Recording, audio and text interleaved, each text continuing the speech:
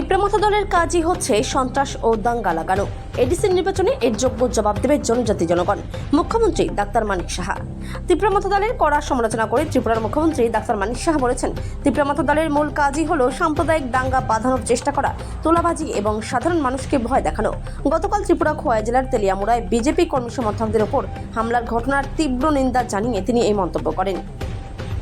ত্রিপুরা থেকে বিক্রম কর্মকারের রিপোর্ট, বিগ নিউজ বাংলা।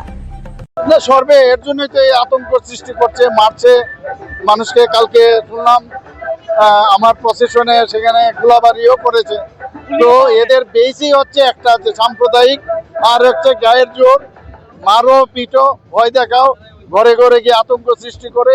এগুলোর দিন চলে গেছে, নকশাল পুলিশ হয়ে গেছে। আমাদের যশস্বী গৃহমন্ত্রীজি যেভাবে কাজ করছেন, কাজেই মানুষ শান্তি চায়, শান্তির উন্নয়নে আমরা কাজ করি।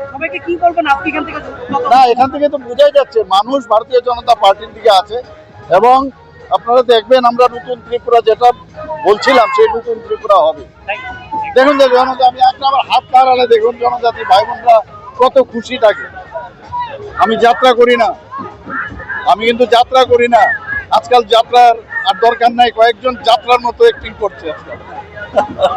প্রশাসনের জন্য উন্নয়ন যেভাবে ডেভেলপ করার জন্য, যেভাবে আমরা আজকে এই জায়গা থেকে আমরা বাইর হব, আমাদের মাননীয় মুখ্যমন্ত্রী আসবেন এবং আমাদের মাননীয় মন্ত্রী ও আসবেন।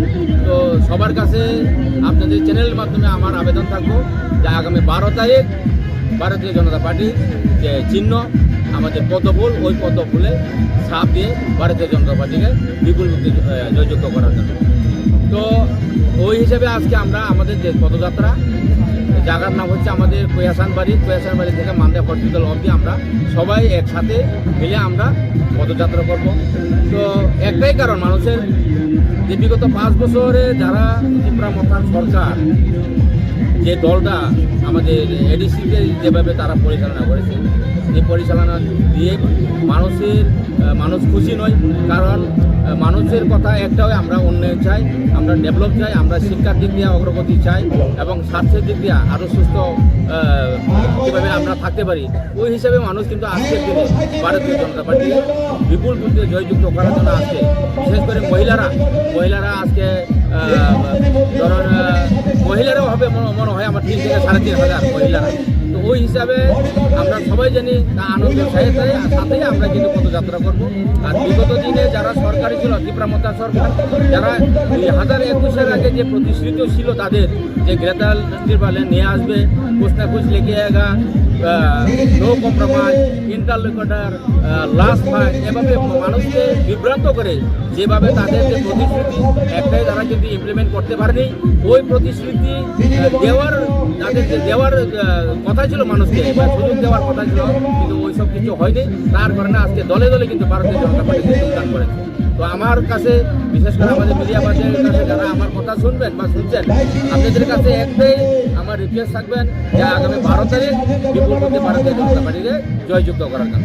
কারণ আমরা চাই ডেভেলপ, কারণ দেশের প্রধানমন্ত্রী নরেন্দ্র মোদীজি, আমাদের ভারতীয় জনতা পার্টি সরকার, আমাদের রাজ্যের সরকার ভারতীয় জনতা পার্টি ডক্টর মানিক সাহাজির সরকার। এভাবে আমরা এডিসিতেও আমরা যদি যেহেতু জয়যুক্ত করবো, একই জায়গায় যখন আমরা সরকারে আসবো, একই ট্রেকে যখন সরকারে আসবো, তখন ডেভেলপটা আরও বেশি করে হবে। কারণ কয়েকদিন 2 দিন আগে ইশতেহার দিয়েছে, ইশতেহারে যেভাবে দেওয়া হয়েছে, মানুষকে যেভাবে প্রতিশ্রুতি দেওয়া হয়েছে, নিশ্চয়ই 100% আমরা প্রতিশ্রুতি আমরা পূরণ করব।